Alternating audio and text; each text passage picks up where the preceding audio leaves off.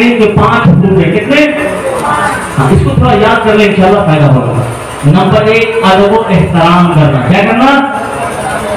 अदब से ही इंसान है। अदब जो न सीखे वो हैवान है। बैठाते नहीं बेअदब को करीब, ये सच बात है बेअदब बेनसीब। जहां में हो न प्यारा किसका अदब, कि ये है आदमियत का जेवर अदब। कुछ लोग कुरान को ऐसे नीचे रख देते हैं, तो ये गलत तरीका है। तो उसको कम से कम लेखन वगैरह पर रखें, अपने से ऊंची जगह रखें। जिस लिहाफ और क्या है कि जिस फूल के अंदर रखे हुए गिलाफ के अंदर वो गिलाफ साफ और शफाफ हो, उसको सफाई वगैरह भी क्या करें। अब कुछ लोग उसको पैक करके रखे हैं, ये शाबान में, तो अगले शाबान रमजान में खुलेगा। बाकी मगरा ज्यादा पतले गंदा हो जाए तो ये क्या है, अच्छी बात नहीं है। तो इसका ख्याल रखना है। तो सबसे पहला हक ये है कि कुरान करीम का अदब व एहतराम करना है। दूसरा हक ये है कि सही से उसकी तिलावत करनी है, तरतील के साथ, तजवीद के साथ उसको पढ़ना है। और तीसरा हक ये है कि उसको समझने की कोशिश करना है। और चौथा हक ये है कि उस पर अमल करना है। और पांचवा हक ये है कि उसको फैलाना है। अपनी जिंदगी में सर के बाल से लेके पांव के नाखून तक कुरान का हुक्म होगा। किसका हुक्म होगा? और पूरी दुनिया के अंदर कुरान के हुक्म को फैलाएंगे तो शांति रहेगी, अमन रहेगी, सुकून रहेगा। तो मैं अर्ज कर रहा था कि श्री रामचंद्र जी ने यही आदेश दिया था कि एक ईश्वर की भक्ति करनी है। और श्री कृष्ण जी ने भगवत गीता के अंदर यही आदेश दिया था कि एक ईश्वर की पूजा पाठ करनी है। और जितने भी नबी और रसूल आए सबने यही आदत और क्या है कि हुक्म दिया कि एक अल्लाह की इबादत करनी है। सबसे पहले इंसान हजरत आदम अलैहिस्सलाम है ना। हमारे हिंदू भाई की एक किताब है जिसका नाम है भविष्य पुराण। उसमें कहा गया प्रथमा मनुष्य आदम पत्नी भगवती श्रीता, कि सबसे पहले इंसान उसका नाम आदम है। क्या है? और उसकी पत्नी जो है श्रीमती, उसका नाम हव्वा है। और अंतिम पुस्तक पवित्र कुरान के 36 पारे के अंदर अल्लाह तबारक व तआला ने इरशाद फरमाया, या अय्युहन नास इन्ना खलकनाकुम मिन ज़करिन व उन्सा व जअलनाकुम शुऊबन व क़बाइल लितआरफू इन्न अक्रमकुम इंदल्लाहि अत्क़ाकुम इन्नल्लाहा अलीमुन ख़बीर। O mankind, we created you from one person, his name is आदम अलैहिस्सलाम। सबसे पहले इंसान जो अल्लाह तबारक व तआला ने पैदा फरमाए उसका नाम क्या है? आदम अलैहिस्सलाम। याद रखेंगे ना। कल हो सकता है हमारे हिंदू भाई सुन रहे होंगे, आपसे पूछेंगे भाई चंद्रवेदी साहब थे, उन्होंने बात बताई, आप करीब में बैठ के सुनिए, सबको समझाइए, उसको बताइए ना। तो सबसे पहले इंसान कौन थे? गिराओ तो बात है, इंसान का शुरूर जगाओ तो बात है, बस में ना। तो सबसे पहले इंसान आदम अलैहिस्सलाम वही उन लोगों की नस्ल जाकर के मिलती है। इंसान बंदर से पैदा नहीं हुआ है, बस में ना। कुछ लोग कहते हैं इंसान बंदर से बना, ऐसा नहीं। बंदर अलग मखलूक है, इंसान अलग मखलूक है। अगर इंसान बंदर से पैदा होगा तो हम लोगों के दादा की उम्र के हजरत बैठे हुए हैं और भी बहुत से लोग हैं, इन लोगों ने अपनी जिंदगी में कभी कोई बंदर को इंसान बनते हुए नहीं देखा है। बनती रहता वो रुकता नहीं, तो इसलिए वो बंदर अलग जीव है और इंसान अलग जीव है। और इंसान अशरफुल मखलूकात है। क्या है? श्रेष्ठ मखलूक है, सबसे आला, सबसे बाला, सबसे बढ़कर, सबसे बेहतर। तो जितने भी ऋषि आए, जितने भी नबी आए, जितने भी कहे कि अल्लाह तबारक व तआला ने पैगंबर को भेजा, संदेशता को भेजा, मैसेंजर ऑफ लॉर्ड आए, प्रोफेट ऑफ गॉड आए, सबका संदेश क्या था कि अल्लाह एक है। क्या है? कुल हुवल्लाहु अहद, Allah is one and only. Allah the eternal, Allah the absolute. He dictates not nor is he begotten, and there is none like unto him. आदम अलैहिस्सलाम ये पैगाम लाए कि ला इलाहा इल्लल्लाह, आदम नबीउल्लाह। नूह अलैहिस्सलाम ये पैगाम लाए कि ला इलाहा इल्लल्लाह, नूह नबीउल्लाह और हज़रत इब्राहीम अलैहिस्सलाम ये पैगाम लाए, ला इलाहा इल्लल्लाह इब्राहीम खलीलुल्लाह। हज़रत मूसा अलैहिस्सलाम ये पैगाम लाए, ला इलाहा इल्लल्लाह मूसा कलीमुल्लाह। और आगे मोहम्मद सल्लल्लाहु अलैहि वसल्लम से पहले ला इलाहा इल्लल्लाह ईसा रुहुल्लाह। और सबसे अंतिम में लास्ट में ला इलाहा इल्लल्लाह मुहम्मद रसूलुल्लाह। तो इसको कहा जाता है तौहीद। क्या कहा जाता है? चौथा कलमा तौहीद है कि नहीं? उसके अंदर जो बताएंगे यही बात बताएगी, तो ये तौहीद है। और दूसरी चीज है रिसालत, और तीसरी चीज है आखिरत। तो हमारे हिंदू भाइयों की तो बहुत सारी किताबें हैं, वेदों की तादाद 1131 बताई जाती है। कितनी? हाँ, लेकिन पूरी दुनिया में कहीं नहीं मिलती है। 4 वेद बड़ी मुश्किल से मिलती है, ऋग्वेद, यजुर्वेद, अथर्ववेद, सामवेद। तो उनके अंदर भी ये तीनों चीज मौजूद है, तौहीद भी मौजूद है, रिसालत भी मौजूद है और आखिरत भी मौजूद है। और फिर उसके अलावा जो 18 कुरान है उनके अंदर भी क्या है कि वो सारी चीजें मौजूद है। और बहुत सारी जो उनकी शाखाएं हैं, किताबें हैं, उन सारी चीजों के अंदर भी ये चीज मौजूद है।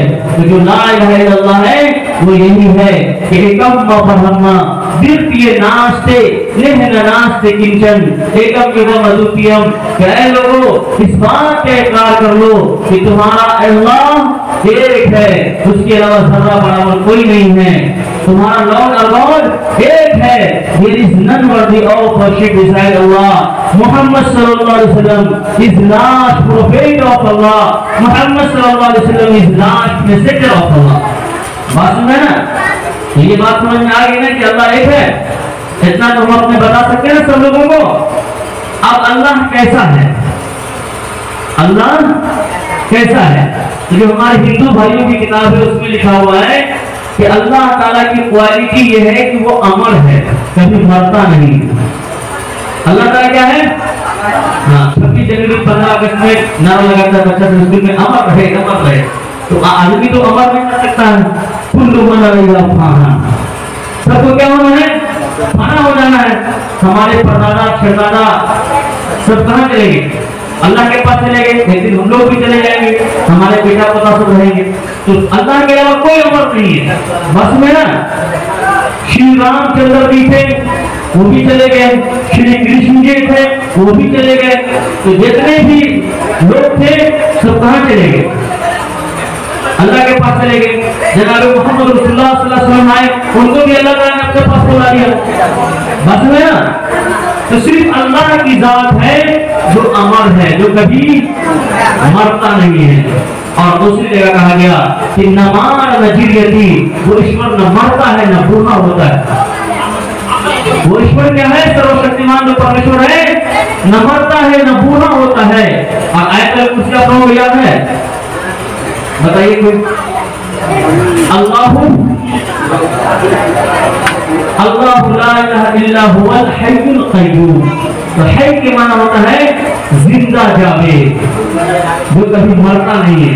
और क़य्यूम का मतलब होता है कि वो कायम है और सब पूरी दुनिया को कायम रखे हुआ है। बस में ना ये बात क्या रहेगी ना? तो जो ईश्वर है, सब लोगों का रचयिता है, वो कैसा है? अमर है, नंबर 1। और नंबर 2 क्या है कि वो अजन्मा है, उसको किसी ने जन्म नहीं दिया। अल्लाह ताला को कोई जन्म दिया नहीं दिया। अल्लाह ताला का माँ बाप नहीं है, ना वो किसी का बाप है। अल्लाह और हमारे दरमियान खालिक और मखलूक का रिश्ता है, यानी वो हमारा खालिक है, हम उसके मखलूक हैं। वो माबूद है। अल्लाह क्या है? माबूद है, हम इबादत करने वाले हैं, आबिद हैं। और वो माबूद है, मसजूद है, हम उसकी क्या है? इबादत करते हैं। बस में तो ये रिश्ता है। अब बाकी अल्लाह ताला से किसी के बेटा बेटी भाई बहन माँ बाप का कोई रिश्ता नहीं है। तो हमारे हिंदू भाई की किताब बताया गया कि ईश्वर की क्वालिटी ये है कि वो अजन्मा है, उसको किसी ने जन्म नहीं दिया। और कुरान करीम में कहाँ बताया गया? कुल हुवल्लाहु अहद अल्लाहुस समद, अल्लाह बेनियाज़ है, लम यलिद व लम यूलद। और वो अल्लाह ऐसा है जिसको किसी ने जन्म नहीं दिया, न वो किसी का बाप है और वो न किसी का बेटा है, वो निराकार है। उसकी कोई आकार यानी मूर्त स्टेचू उसका नहीं बना सकते। कोई मूर्ति, ईश्वर की कोई मूर्ति नहीं बनाई जा सकती। बात समझ में ना? तो वो क्या है? निराकार है। वो ईश्वर निराकार है, उसका कोई स्टेचू मूर्ति वगैरह नहीं बनाया जा सकता। ये तीन चीजें हुई। और उसी को क्या है कि यजुर्वेद के अंदर कहा गया कि नतस्य परातीम असति यस नाम महर्दशा, कि वो परमेश्वर ऐसा है कि उसका हम कोई इमेज, फोटो, स्टेचू, मूर्त नहीं बना सकते। उसका नाम हमने अपने हृदय में, अपने दिल में उसको बैठा है। न दुनिया से, न दौलत से, न घर आबाद करने से आत्मा को शांति मिलती है, ईश्वर को याद करने से। ऐसा नहीं बिल्कुल मिलती है, खुदा को याद करने से। बस है ना? ये तीन चीज बहुत अहम हुई कि उस ईश्वर की भक्ति करनी है जो ईश्वर निराकार है, जिसका कोई आकार नहीं है, जिसकी कोई मूर्त नहीं है और जिसको किसी ने जन्म नहीं दिया। और तीसरी चीज वो हमेशा से है और हमेशा रहेगा। तो ये अल्लाह तबारक व तआला के बारे में ये चीजें बताई गई। और भी बहुत सारी चीजें हैं। देखिए, कोई भी दीन धर्म गलत रास्ता नहीं बताता है, बल्कि मुहक्किकीन का कहना है कि हजरत आदम अलैहिस्सलाम जो दीन धर्म लेकर के आए थे, वही धर्म मोहम्मद सल्लल्लाहु अलैहि वसल्लम लेकर के आए। और इसकी तस्दीक कुरान करीम से भी होती है। कुरान करीम में अल्लाह ताला ने इरशाद फरमाया 24वें पारे में, मा युक़ालु लका इल्ला मा क़द क़ीला लिर्रुसुलि मिन क़ब्लिक। 24 पारा लास्ट पे है, अंतिम महर्षि मोहम्मद सल्लल्लाहु अलैहि वसल्लम, आपको जो बातें बताई जा रही है ये कोई नई बातें नहीं है, ये वही बातें हैं जो आपसे पहले रसूलों को मैंने बताई, रसूलों को समझाया। और 25वां पारा का तीसरा पेज आप देखेंगे तो उसमें बताया, शरअ लकुम मिनद्दीनि मा वस्सा बिही नूह व इब्राहीम व मूसा व ईसा अन अक़ीमुद्दीन। कि सब के लिए जो शरीयत बनाई गई थी वो यही शरीयत थी। आदम अलैहिस्सलाम की शरीयत में झूठ बोलना, जुआ खेलना, चोरी करना हराम था। मोहम्मद सल्लल्लाहु अलैहि वसल्लम की शरीयत में भी हराम है। और इसी तरीके से जितने पैगंबर गुजरे हैं सब में हराम है।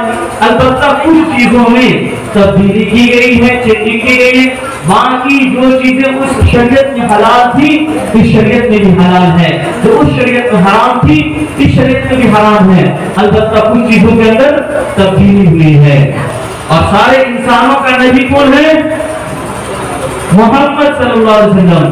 तुलसीदास ने कहा, यहाँ न पक्षपाती कुछ राखू, वेद पुराण सतमत भावू, चाहे जो सुंदरम कोई, बिना मोहम्मद पार न हुई सल्लल्लाहु अलैहि वसल्लम। सुनो, एक बात सुनो, जो सच्ची बात है वो मैं रहा हूँ, किसी के पक्ष में कोई बात नहीं करूंगा। अगर कोई चाहे जो सुंदरम कोई अपनी जिंदगी को सुंदर बनाना चाहता है और अपनी आखिरत को सुंदर बनाना चाहते हैं तो वो मोहम्मद सल्लल्लाहु अलैहि वसल्लम की इताअत करे, मोहम्मद सल्लल्लाहु अलैहि वसल्लम को आगे और मॉडल बनाए। क्या करे? मोहम्मद की मोहब्बत दीन हक की शर्त अव्वल है। मोहम्मद की मोहब्बत दीन हक की शर्त अव्वल है। अगर वो इसमें खामी तो सब कुछ नामुकम्मल। इंशाअल्लाह मोहम्मद सल्लल्लाहु अलैहि वसल्लम की सूरत, शक्ल सबको अपनाएंगे ना? मोहम्मद सल्लल्लाहु अलैहि वसल्लम के अखलाक, आमाल सबको अपनाएंगे इंशाअल्लाह। तो ये चीजें हमारे लिए है और हम लोग तो खुशनसीब हैं कि हम लोगों को मोहम्मद सल्लल्लाहु अलैहि वसल्लम की जिंदगी पूरे तौर पर महफूज मकतूब मिल गई और मोहम्मद सल्लल्लाहु अलैहि वसल्लम की उम्मत में पैदा हो गए। वरना इस उम्मत में पैदा होने के लिए तो नबी लोग दुआ करते थे। हज़रत ईसा अलैहिस्सलाम ने भी दुआ की थी तो अल्लाह ताला ने उनकी दुआओं को कबूल कर लिया। तो इसलिए नबी करीम सल्लल्लाहु अलैहि वसल्लम से मोहब्बत करें। और मोहब्बत की बात अभी मौलाना साहब कर रहे थे कि बाप ने कहा बेटा पानी लेके आओ, तो कहा जाइए गिलास पी लीजिएगा, गिलास ले जाएगा, ये मोहब्बत भी। तो मोहब्बत तो यह है कि बाप जो चाह रहे हैं, वालिद की जो चाहत है, अब्बू की जो चाहत है उसको हम पूरा करें। बस में ना ये बात तमाम लोगों को मालूम है कि सबसे अच्छा इंसान कौन है। आप लोगों को मालूम बताइए सबसे अच्छा इंसान कौन है? भाई हमारे जनाब मोहम्मद रसूलुल्लाह सल्लल्लाहु अलैहि वसल्लम सबसे अच्छे इंसान है। उससे अच्छा इंसान कोई नहीं है, हो नहीं सकता, क़यामत तक नहीं हो सकता। बात सुने ना, सबसे अच्छे इंसान हजरत मोहम्मद सल्लल्लाहु अलैहि वसल्लम है। ये तो सब मुसलमान कहता है और सब हिंदू भी इसको मानता है। और एक ईसाई डॉक्टर है, पीएचडी वाला, एक डॉक्टर होता है सिर्फ होने वाला, चीफ करने वाला, ऑपरेशन करने वाला, एक पीएचडी करता है, लेक्चरर बनता है, तो उसको भी डॉक्टर कहा जाता है। तो उसका नाम है डॉक्टर माइकल हार्ट। तो 14 साल में एक किताब लिखता है, कितने दिन में? और उस किताब का नाम है द 100, यानी 100 आदमी का, 100 महापुरुष का उसमें जिक्र करता है कि जब से दुनिया बनी है तब से लेकर के आज तक, जब तक वो किताब लिखा था कि 100 महापुरुष कौन कौन है जिसकी जीवन आइडियल और मॉडल बन सकती है। तो सबसे पहले नंबर पर वो जनाब मोहम्मद रसूलुल्लाह सल्लल्लाहु अलैहि वसल्लम का तज़किरा किया। किसका तज़किरा किया? तो एक हॉल के अंदर किताब का इजरा हुआ, किताब को पढ़ के सुनाया गया, बहुत से लोग मौजूद थे वहां। इस किताब में क्या लिखा गया? भाई 14 साल लगे इस किताब को तैयार करने में। तो उसमें सबसे पहले क्या आया कि he was only man in history. History के अंदर, तारीख के अंदर सबसे पहले इंसान है वो जनाब मोहम्मद रसूलुल्लाह सल्लल्लाहु अलैहि वसल्लम है, जिनकी जीवन हमारे लिए आइडियल और मॉडल है। और हर लाइन में आइडियल और मॉडल है। बात सुन रहे ना, हर लाइन में। तो कितने लोग जो ईसाई थे, क्रिश्चियन थे, वो खड़े हो गए और कहा कि अगर आपको किताब में सबसे पहले नंबर पर नाम देना था तो आप किताब लिखने वाले भी ईसाई हैं, तो हजरत ईसा अलैहिस्सलाम का नाम देते, उनके ऊपर लिखते। उसने कहा कि ये इंसाफ नहीं होता। क्या होता? इसलिए कि जनाब मोहम्मद रसूलुल्लाह सल्लल्लाहु अलैहि वसल्लम की जिंदगी हर चीज में हमारे लिए आइडियल और मॉडल है, और ईसा अलैहिस्सलाम की जिंदगी हमारे लिए हर चीज में आइडियल और मॉडल नहीं है। अब शादी कैसे करनी है, बीवी के क्या हुकूक है, बच्चे के क्या हुकूक है, बच्ची के क्या हुकूक है, कि हज़रत ईसा अलैहिस्सलाम की जिंदगी से पता नहीं चलेगा। इसलिए अल्लाह ताला ने उनको आसमान पर जिंदा उठा लिया, शादी ही नहीं की। लेकिन ये सब किससे पता चलेगा? जनाब मोहम्मद रसूलुल्लाह सल्लल्लाहु अलैहि वसल्लम की जिंदगी से पता चलेगा कि अगर तुम्हारी बीवी तुमसे बड़ी है तो उस तरह की सुलूक करो जिस तरीके से हजरत खदीजा रज़ियल्लाहु ताला अन्हा के साथ जनाब मोहम्मद रसूलुल्लाह सल्लल्लाहु अलैहि वसल्लम रहते हैं। तुम्हारी बीवी अगर छोटी है तो उस तरीके से रहो जिस तरीके से जनाब मोहम्मद रसूलुल्लाह सल्लल्लाहु अलैहि वसल्लम हजरत आयशा रज़ियल्लाहु ताला अन्हा के साथ रहते हैं। बात सुन रहे ना? तो सबसे अच्छे इंसान कौन है? हजरत मोहम्मद सल्लल्लाहु अलैहि वसल्लम। तो सबसे अच्छा इंसान बनने के लिए अच्छे इंसान को आगे और मॉडल बनाना पड़ेगा ना, अब उनकी पैरवी करनी पड़ेगी तब तो अच्छा इंसान बनेगा। तो इंशाल्लाह आज से अपने नबी करीम सल्लल्लाहु अलैहि वसल्लम की जिंदगी को अपनाना है। खाना कैसे खाना है? जैसे हमारे नबी ने खाया। पानी कैसे पीना है? जैसे हमारे नबी सल्लल्लाहु अलैहि वसल्लम ने पिया। बस में हर काम, बाल कैसे रखना है, चेहरे पर दाढ़ी कैसे रखनी है, ये सब कुछ हमारे नबी करीम सल्लल्लाहु अलैहि वसल्लम से अच्छा किसी का चेहरा नहीं हो सकता। हमारे नबी करीम सल्लल्लाहु अलैहि वसल्लम से अच्छी जिंदगी किसी की नहीं हो सकती। और आप सल्लल्लाहु अलैहि वसल्लम ने खुशखबरी की बशारत दी कि अगर बंदा मेरी एक सुन्नत पर अमल करेगा तो